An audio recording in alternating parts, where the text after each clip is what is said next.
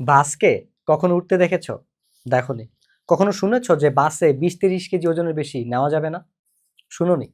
আর ঠিক তাই বাস উঠতে পারে না। কিন্তু বিমানে ঠিকই এরকম লিমিটেশনস আছে যে বিজনেস ক্লাসে একরকম, ইকোনমিক ক্লাসে একরকম। আপনি বিজনেস ক্লাসে এত কেজি ওজনের বেশি নিতে পারবেন না, ইকোনমিক ক্লাসে এত কেজি ওজনের বেশি নিতে পারবেন না। এক্স্যাক্টলি তাই বিমান ঠিকই উঠতে পারে।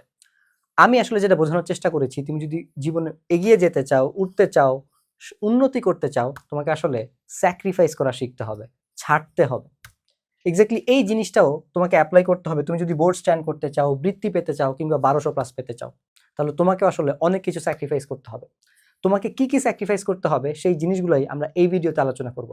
তুমি যেমন টাইপের স্টুডেন্টই হও না কেন, হোক তোমার অনেক কিছু পড়া বাকি এখনো, কিংবা কিছুটা সিলেবাস বাকি, কিংবা সবকিছু পড়া শেষ হয়ে গেছে, তুমি রিভিশনে আসো, সবার জন্যই আমি আজকে উত্তর দিয়ে দিব যে 1200+ ব্রেন বানাইতে হইলে বা বৃত্তি পাওয়ার জন্য বা বোর্ড স্ট্যান্ড পাওয়ার জন্য তোমাকে আসলে কি কি স্যাক্রিফাইস করতে হবে।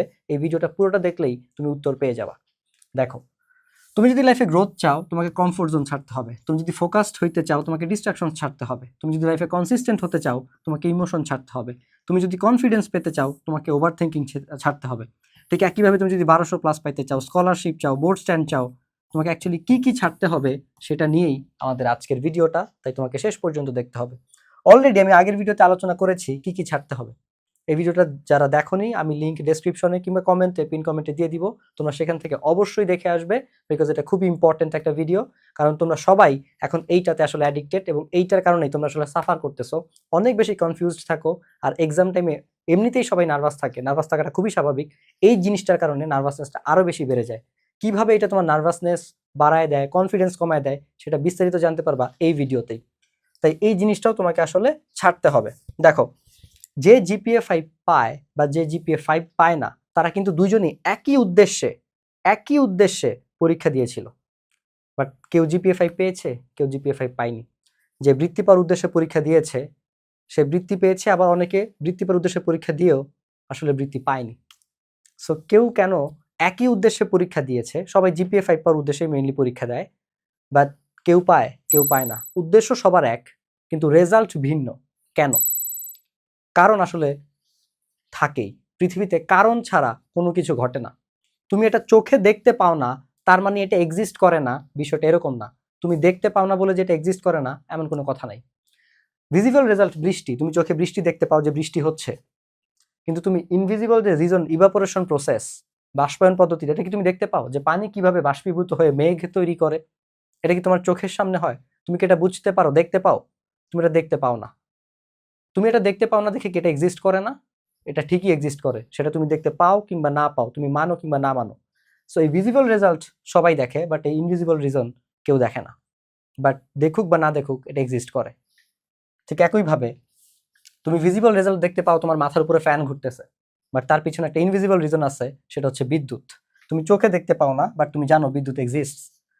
কেউ মোটা, কেউ লম্বা, কেউ খাটো, এটা ভিজিবল রেজাল্ট, বাট তার পেছনে কারণ তাদের লাইফস্টাইল এবং DNA. This is invisible reason, যেটা এই ভিজিবল রেজাল্টকে শেপ দেয়। মানুষ সৃষ্টির সেরা জীব, তার কারণ হচ্ছে গিয়ে ব্রেইন। ঠিক একইভাবে যারা 1200+ পায়, যারা বৃত্তি পায়, যারা বোর্ড স্ট্যান্ড করে, তাদেরও এমন কিছু রিজন থাকে, এমন কিছু স্ট্র্যাটেজি থাকে, প্ল্যানিং থাকে, এমন কিছু স্যাক্রিফাইস থাকে, যার কারণে তারা আসলে 1200+ পায়, বৃত্তি পায় এবং বোর্ডে স্ট্যান্ড করে।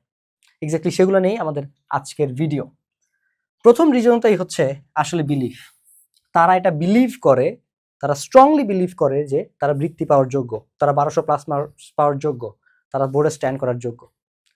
তারা এটা বিলিভ করে যে তারা ক্যাপেবল। দ্যাট ইজ ওয়াই এটার জন্য যা যা অ্যাকশন নেওয়া দরকার তারা তাই অ্যাকশন নেয়। সো বিলিফ অ্যাকচুয়ালি তোমার অ্যাকশনকে শেপ করে। তোমার বিলিফ কতটা স্ট্রং তার উপরে ডিপেন্ড করে তোমার অ্যাকশন কতটা সলিড হবে, অ্যাকশন কত কনসিস্টেন্ট হবে, তুমি কত বেশি স্যাক্রিফাইস করতে পারবা। জিনিসটা একটা উদাহরণ দিয়ে বুঝাই। তুমি যদি বিলিভ করো যে ধরো এটা একটা দরজা, তুমি এখানে দাঁড়ায় আসো, তুমি যদি বিলিভ করো যে ওই পাশে 1200+ মার্কস লুকায় আছে কিংবা বৃত্তি লুকায় আছে, তুমি জাস্ট দরজাটা খুলে যাইলেই তুমি বৃত্তিটা পেয়ে যাবা। এখন তুমি যদি বিলিভ করো যে তুমি বৃত্তি পাওয়ার যোগ্য এবং তুমি দরজা ভাঙতে পারবা, তাহলে কিন্তু তুমি ঠিকই যাবা। বাট তুমি যদি মনে করো যে ওই পাশে 1200+ আছে, ঠিক আছে, বাট আমি আসলে মনে হয় যোগ্য না, বা আমি হয়তো বা পারবো না, বা আমাকে দিয়ে হয়তো বা হবে না, তখন তুমি জানো দরজার ওই পাশে 1200+ বা বৃত্তি আছে, বাট স্টিল তুমি দরজাটা খুলে যাবা না, কারণ তোমার বিশ্বাস নাই যে তুমি এটা পাইতে পারো। সো তুমি যদি খালি ভিডিও দেখো বাট বিলিভ না করো যে ইউ আর ক্যাপেবল, তাহলে এইসব ভিডিও তোমার জন্য আসলে, একটু আগে একটা ভিডিও দেখাইছি না, সো তুমি আসলে ওইটাই, ঠিক আছে? সো এই ভিডিও আসলে তোমার জন্য না। সো তোমার যারা 1200+ পায়, বৃত্তি পায়, ওদের ওই বিলিফটা স্ট্রং থাকে। বিলিফ কিভাবে অ্যাকশনকে ইনফ্লুয়েন্স করে সেটা আমি তোমাকে আরো একটা এক্সাম্পল দিয়ে বুঝাই। ধরো আমরা মোটামুটি সবাই রিলেট করতে পারবো, আল্লাহ আমাদের সবাইকে মাফ করুক, যে আমরা নামাজ নিয়ে সবাই আসলে সিরিয়াস না, ঠিক আছে? এখন নামাজ পড়াটা এটা তো একটা অ্যাকশন, তাই না? নামাজ পড়াটা এটা তো একটা অ্যাকশন। আমরা নামাজ কেন পড়ি? আমরা শাস্তি থেকে বাঁচতে নামাজ পড়ি, যাতে আমাদের যে নামাজ না পড়লে যে নির্ধারিত শাস্তি আছে, জাহান্নামের আগুনে পুড়তে হবে, তার থেকে বাঁচতে আমরা নামাজ পড়ি। আমরা আল্লাহর হুকুম মানতে এবং তার জন্য যে পুরস্কার আছে, ঠিক আছে, সেটা ধরো যে জান্নাত, সেটা পাইতে হচ্ছে গিয়ে আমরা নামাজ পড়ি। তাহলে আমাদের বিলিভ যদি স্ট্রং না থাকে, তাহলে আমি আসলে নামাজ পড়বো না। কারণ আমি যদি বিশ্বাস করতাম যে জাহান্নাম বলতে কিছু আছে, আমাকে আগুনে পুড়তে হবে, আমি যদি বিশ্বাস করতাম যে জান্নাত বলতে কিছু আছে, সেখানে আমি পুরস্কৃত হবো আমার কাজের জন্য, তাহলে আমি ডেফিনেটলি আমি সেই কাজটা করতাম। যেহেতু আমি এই কাজটা করি না ঠিক মতো, তার মানে হচ্ছে ডেফিনেটলি এই জায়গায় কোনো না কোনো ঝামেলা আছে।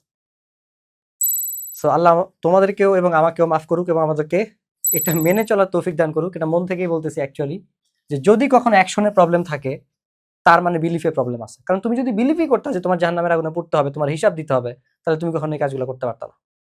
তুমি যেহেতু এই কাজগুলা জেনেও করতেছো না, তার মানে তোমার বিশ্বাস উইক, যে হয়তো বা এটা না, এটা হইতেও পারে না হইতে পারে, নাউজুবিল্লাহ, তাই না? So this is how belief তোমার অ্যাকশনকে ইনফ্লুয়েন্স করে। সো যারা এরকম 1200+ পায়, বৃত্তি পায়, স্কলারশিপ পায়, মানে বোর্ড স্ট্যান্ড করে, ওরা ওইটা পাওয়ার জন্য যা যা করা দরকার ওরা তাই তাই করে, যা যা স্যাক্রিফাইস করা দরকার ওরা তাই তাই করে, যেখানে যেখানে যাওয়া দরকার, যার কাছে যাওয়া দরকার, যে কথা মানা দরকার, যে বই পড়া দরকার, দে ডু দিস, বিকজ ওরা বিলিভ করে ওরা ক্যাপেবল, ওরা পারবে। দ্যাট ইজ ওয়াই ওরা যা যার দরকার ওরা তাই তাই করতে পারে। সো তুমি যদি যা যা দরকার তাই তাই করতে না পারো, you comes up with a lot of excuses, তার মানে তোমার বিলিফে ঝামেলা আছে, ঠিক আছে? তুমি প্রথম স্টেপে আটকায় গেছো 1200+ পাওয়ার যোগ্যতায়। সো তুমি আসলে পড়াশোনাতে দুর্বল না, তোমার বিলিফ সিস্টেম দুর্বল। তুমি আসলে দুর্বল ছাত্র না, তুমি আসলে দুর্বল বিশ্বাসী। তোমার ক্যাপাবিলিটিতে বা সামর্থ্যতে কোনো কমতি নাই, তোমার বিশ্বাসে কমতি আছে। Work on your belief system, তাহলে বাকিটা এমনিতেই ঠিক হয়ে যাবে। So belief without action is day dreaming, যেটা এই ভিডিওর ম্যাক্সিমাম দর্শক করতেছে। Action without belief, half hearted effort. Belief plus action is equal to result. That's why আমরা এই ভিডিওটা দেখতেছি। And here comes the second reason যারা 1200+ পায়। তুমি টপ 1% রিচ করতে চাও, কিন্তু তুমি আচরণ করো 99% অ্যাভারেজ মানুষের মতো, তাহলে তুমি কখনোই টপ 1% আসতে পারবা না। তুমি যেটা করতেছো সেটা হচ্ছে ভণ্ডামি, ঠিক আছে? তুমি যেটা করতেছো সেটা হচ্ছে গিয়ে ভণ্ডামি। কারণ সঙ্গ দোষে লোহা বাসে, এটা আমরা সবাই শুনছি না? ঠিক আছে? সার্কেল লিটারালি তোমাকে একটা শেপ দেয়, তোমার ন্যাচারকে শেপ দেয়, তোমার ন্যাচার গঠনে ভূমিকা রাখে, তুমি কাদের সাথে মিশতেছো। একটা কথাই এরকম আছে যে তুমি কেমন মানুষ সেটা ডিপেন্ড করে তুমি কোন 5জন মানুষের সাথে মিশতেছো, বিকজ তুমি হচ্ছে ওই 5জন মানুষের একজন অ্যাভারেজ। এবং এরকমও একটা কথা আছে যে তুমি কতটা বুদ্ধিমান, বোকা, ধনী, চালাক বা কিরকম, সেটা নির্ভর করে তোমার সার্কেল কিরকম তার উপরে। সো তুমি যে কারো সার্কেল দেখে বলে দিতে পারবা সে ব্যক্তি হিসেবে আসলে কিরকম। কেন জানো? চলো ব্রেইন সায়েন্সটা জেনে আসি। 1990-এর দশকের দিকে ইটালির ইউনিভার্সিটি অফ পারমাতে রিজোলার্চি এবং তার টিম একটা গবেষণা করে। তারা বানরের ব্রেইনে হচ্ছে এরকম কিছু ইলেকট্রোড দেয় এবং বানরকে একটা কলা তুলতে দেয়। তো বানর যখন কলা তুলে দেখে বানরের ব্রেইনের পার্টিকুলার কিছু নিউরন ফায়ার করতেছে। বানরের সামনে একটা মানুষ কলা তুলে, বানর এবার নিজে কলা তুলে নাই, বানরের সামনে একটা মানুষকে কলা তুলতে দেখছে। বানরের সামনের মানুষটা যখন কলা তুলছে তখন দেখে ওই একই নিউরনগুলো আবার অ্যাক্টিভেট হয়েছে, আবার ফায়ার করতেছে একসাথে। বানর যখন নিজে কলা তুললো তখন যে নিউরনগুলো ফায়ার করছে, বানর যখন অন্য মানুষকে কলা তুলতে দেখছে তখন ওই একই নিউরন ফায়ার করছে। দ্যাট মিনস আমাদের ব্রেইনের কাছে কোনো কাজ করা আর কাউকে ওই কাজ করতে দেখা, ব্রেন এটাকে একই মনে করে। তোমরা যদি একটু ডিপলি চিন্তা করো, আমি ভিডিওতে বলতে পারতেছি না, চিন্তা করে দেখবা যে তুমি যদি ভয়ার্থক কোনো দৃশ্য চিন্তা করো, সামনে ঘটে নাই, তুমি জাস্ট ইমাজিন করতেছো যে ভয়াবহ কিছু একটা হয়েছে বা তুমি পরীক্ষা লিখতে পারতেছো না, দেখবা তাও তোমার খারাপ লাগতেছে। It's fake, not real, but still তোমার ব্রেন ধরে নেয় যেটা হয়তো বা সত্যি সত্যি হয়েছে, তাই সে রিয়াক্ট করে, সে ভয় পায়। তুমি ইমাজিন করলেও খারাপ কোনো কিছু বা এমন কোনো স্মৃতি, এমন কোনো কিছু আনরিয়ালিস্টিক যেটা তুমি চিন্তা করলে খারাপ লাগবে, একটু ইমাজিন করে দেখো, দেখবো তোমার খারাপ লাগতেছে। এটা তো রিয়েল লাইফে হয় নাই, তাহলে এরকম কেন হইতেছে? প্রমাণ পাইতেছো? সেম, আমরা যখন আমাদের সিনেমার প্রিয় হিরোকে মার খাইতে দেখি, কোনো মানুষকে কষ্ট পাইতে দেখি, আমাদের আসলে কষ্ট লাগে কেন? Because of mirror neuron. Because মনে করতেছি যে আমাকে মারতেছে, আমার আপনজনকে মারতেছে, দ্যাট মিনস আমি মনে করতেছি যে আমি কষ্ট পাইছি বা আমাকে মারতেছে। সো এরকম ভাবে। সো জিনিসটা হচ্ছে এই জিনিস, that is Y circle matters করে। এখন যারা টপ 1% 1200+ পায়, বৃত্তিপ্রাপ্ত পায়, তাদের লাইফস্টাইল কিরকম হয় জানো? ওরা জানে কি কি পড়তে হবে, কি কি পড়লে পরীক্ষা কমন আসবে, ওরা ওইগুলোই মনোযোগ দিয়ে বারবার পড়ে। কারণ কনফিডেন্স আসে রিপিটেশন থেকে। ওরা ওই যেগুলো মোস্ট ইম্পর্টেন্ট ওগুলোই বারবার পড়ে।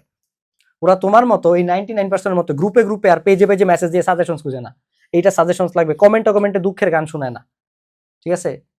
পর্ন অ্যাডিক্ট না, ইন্টেলেকচুয়াল পর্ন অ্যাডিক্ট না। এই যে ভিডিও বানাইছি না, যে খালি গাইডলাইন ভিডিও, জানে ওরা জানে কি করতে হবে, ক্ল্যারিটি আছে, কি করতে হবে কিভাবে করতে হবে জানে, ওরা শুধু কাজটা করে। এই জন্য ওরা টপ টপ 1% থাকে।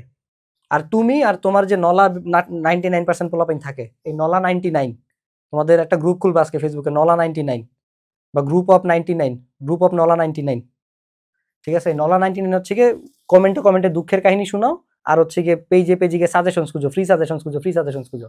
রাস্তাঘাটে ফ্রি সাজেশন তোমার খাওয়াই দিবে 2 দিন পরে পরীক্ষার সময়। এই ফ্রি সাজেশন গত 3 বছরে দিছে, গত 3 বছরে তাও তো 20 লাখ পরীক্ষা দিয়ে 2 লাখ এ প্লাস পায় না। কেন পায় না? একবার প্রশ্ন করো নিজেরে। ওয়ান শট ক্লাস, এত সব রিসোর্সেস অ্যাভেলেবল ফ্রিতে, তারপরও তো 1 লাখ পোলাপাইনের বেশি, 1,20,00,000 পোলাপাইনের বেশি এ প্লাস পায় না, 1-1.5 লাখের মধ্যে এ প্লাস আটকা থাকে। তো সবকিছু তো ফ্রিতে অ্যাভেলেবল, তাও কেন পায় না? সো এই নলা 99 তারপরও এগুলাই করে, কারণ loser follows the losers, and this top 1% focus থাকে তাদের নিজেদের কাজে, বিকজ তাদের ক্ল্যারিটি আছে, ঠিক আছে? সো এখন তুমি 99% অ্যাভারেজ মানুষের মতো, নলা 99 এর মতো বিহেভ করে তুমি কখনো এই টপ 1% ডিজার্ভ করতে পারো না, ডিজার্ভ করো না। সো তুমি থাকতেছো এখানে, স্বপ্ন দেখতেছো এখানে, তুমি কখনো একই সাথে 2টা পৃথিবীতে বসবাস করতে পারবে না। হয় তুমি এই দলে, নাইলে তুমি এই দলে। সো এখনই ক্ল্যারিফিকেশনস নিয়ে নাও যে এক্স্যাক্টলি 1200+ পাইতে হলে, বৃত্তি পাইতে হলে কোন টপিকগুলো পড়তে হবে, কি কি পড়তে হবে, কিভাবে পড়তে হবে, এরপরে চুপচাপ পড়ো। তোমার আর কোনো কাজ নেই, তোমার কাজ হচ্ছে ওগুলো বারবার পড়ে রিপিটেশনের মাধ্যমে এক্সপার্ট হওয়া, যাতে তুমি কনফিডেন্টলি পরীক্ষা দিতে পারো। নলা 99 পড়েও না, পড়লেও মনে থাকে না, কারণ পড়ছে একবার, রিপিটেশন হয় না, ওই খালি ঘুরে টাইম, এই গ্রুপে ওই গ্রুপে, এই গ্রুপে এই পেজ ওই পেজ, এই টেলিগ্রাম গ্রুপ, এই ইউটিউব চ্যানেল ওই ইউটিউব চ্যানেল, আর খালি ভিডিও দেখে। This is the thing. And then এই অবস্থা হয় আর কি, ওই নলা 99 সাথে থেকে ও যতটুকু পটেনশিয়াল ছিল, ওর পটেনশিয়ালটা এরকম পচন ধরে যায়। So if you are a cat and you want to become a lion, you have to lose your appetite for rats. তুমি যদি একটা বিড়াল হও বাট তুমি সিংহ হইতে চাও, তাহলে সবার প্রথমে তোমাকে ইঁদুর খাওয়ার স্বভাব বাদ দিতে হবে, অভ্যাস বাদ দিতে হবে, কারণ সিংহ ইঁদুর খায় না, ঠিক আছে? ওই টপ 1% এরকম পেজে পেজে দুঃখের কাহিনী শুনে না, সাজেশনস খুঁজে না, ওদের কাছে সাজেশনস আছে, ওরা জানে কি কি আসবে, ওরা ওই ক্ল্যারিটি স্কিলে পড়তে থাকে, ঠিক আছে? ওই টপ 1% এই কাজ করে। আর তুমি সিংহ হইতে চাও কিন্তু ইঁদুর খাওয়ার অভ্যাস এখনো ছাড়তে পারো না। সো তুমি যদি সিংহ হইতে চাও, তাহলে তোমাকে আগে ইঁদুর খাওয়ার অভ্যাস ছাড়তে হবে। সো তোমার হয়তো বা সিলেবাস শেষ হয় নাই, কোনো সমস্যা নেই, বহুত সিলেবাস শেষ না হওয়া পোলাপাইন ঠিকই 1200+ পায়। আমার মেন্টরশিপে এরকম স্টুডেন্ট আছে, আমার টাইম চেম্বারে এরকম স্টুডেন্ট আছে, বহুত সিলেবাস শেষ না হওয়া স্টুডেন্ট জাস্ট পরীক্ষার সময় পরে জিপিএ 5 পায়। আমার টাইম চেম্বারে এরকম স্টুডেন্ট আছে, আমার মেন্টরশিপে এরকম স্টুডেন্ট ছিল। সো আমি নিজে পড়ে আসছি, আমি জানি না? সো কেন ওরা পাইছে? বিকজ ওরা লাস্ট মোমেন্টে আমি যা বলছি তা মানছে, আমার সাজেশন ফলো করছে, দ্যাটস ওয়াই তারা রেজাল্ট বের করতে পারছে। তারা ওই যে গ্রুপে গ্রুপে ইঁদুর খোঁজার অভ্যাস বাদ দিয়ে দিছিল। সো তোমাকে ওই কাজটা করতে হবে। তোমার সিলেবাস শেষ হয়নি, এখনো পড়া বাকি আছে, কোনো সমস্যা নাই। তোমার সিলেবাস পুরোটাই বাকি, তাও কোনো সমস্যা নেই। 1200+ না হোক, জিপিএ 5 তুমি আরামসে পাবা, আরামসে অ্যাচিভ করা পসিবল, কারণ এখান তো আরো বেশি পসিবল, কারণ শর্ট সিলেবাস। প্রশ্ন কি আসবে ওয়ান কাইন্ড অফ জান নাই আমাদের। So this is the thing guys, তোমাকে ইঁদুর খাওয়ার অভ্যাসগুলো বাদ দিতে হবে, বিভিন্ন গ্রুপে ঘোরাফেরা করা, সাজেশন খোঁজা, দুঃখের কাহিনী শোনানো, পড়ো পড়ো, পড়ার মাধ্যমে তুমি কনফিডেন্ট পাবা, মানে কনফিডেন্সটা পাবা, কনফিডেন্ট হবা। So this is the thing.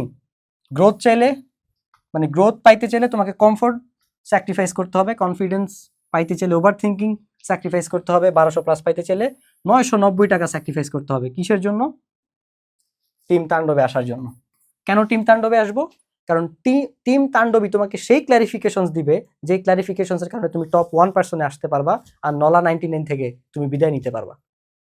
ঠিক আছে? সো কি কি পরীক্ষায় আসবে এবং সেগুলা কিভাবে পড়তে হবে তোমাকে এই টিম তাণ্ডবে আমি লাইভ সেশনের মাধ্যমে এগুলো শিখিয়ে দিব। আর সাজেশনস পিডিএফ অলরেডি আপলোড করা আছে। ওয়েবসাইটে গেলে তোমরা নিজেরাই দেখবে যে আপলোড করা আছে, কিন্তু তোমরা ডাউনলোড করতে পারতেছো না কারণ তোমরা কোর্স কিনো নাই।